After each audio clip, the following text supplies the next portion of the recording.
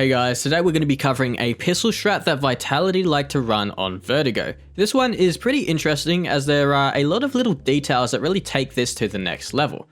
Now, before we start, I'm going to be giving out some more Refrag codes throughout this video, so make sure you keep an eye out for them as they're going to be appearing every now and again. Now, let's get right into it. Starting off with the IGL himself, Apex will be throwing a smoke from T-spawn that lands at the left side of site, allowing for Vitality players to path up Ivy onto the site without being killed from headshot. To line up the smoke, you first need to break the glass on the roof here, and then you just need to get stuck at the bottom of the stairs and aim at this specific spot here on the metal. Then you just need to jump throw the smoke. This is going to be where it lands, and after throwing the smoke, Apex will just simply watch for the flank while making his way over to his team. Apex also comes into play again later in the round where he's going to make use of his nade and flash. Apex is going to be throwing his nade at the same time as the CTs trying to come through the smoke. This both slows down the CTs pushing through and gets some extra damage out, allowing for the Glocks to actually kill with a headshot instead of just simply gushing the opponents. Apex is also going to throw a flash over the wall to blind the CTs fighting towards short side. You can see from Yabi's point of view here that he just gets destroyed by all this utility and he basically has no chance to really fight and help out his team in this round. All of this utility combined really helps Vitality to close out the afterplant with ease. Next up is Magisk. He is going to be making his way up the ramp at the beginning of the round, and a small but very important detail here is that Magisk actually waits for his team to get to the top of yellow before he moves up to the top of ramp. This is because Magisk is actually the only player going up the big ramp here, so if he dies, it means on losing out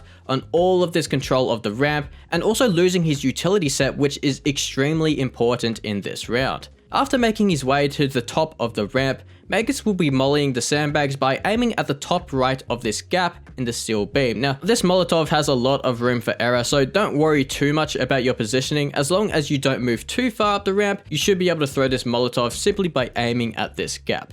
Something that really elevates this strategy is how Magisk uses his smoke. Instead of smoking the right side of the site, which is what a lot of teams actually typically do, Magisk is instead going to be replenishing the left side smoke by standing behind the sandbags on ramp and jump throwing his smoke while aiming at this part of the wall. Now, this smoke is really nice because it allows Vitality to actually play from their short side and kind of use this smoke as a bit of a wall to help hold onto this site control. Now, let's move on to the entry pack. So the first player that we're going to be covering is Sphinx. He is going to be the first entry player on this strat, and his role is essentially just to make space for the rest of his team. Keep in mind as well the pathing for this strategy. The main entry pack of Vitality paths up the yellow wall, going through Ivy and then onto the site with the sole purpose of securing the bomb plant. This is the reason why he's going to be jumping around a lot as he tries to entry here, and keep in mind his job isn't necessarily to get kills, but rather to allow his team behind him to get the kills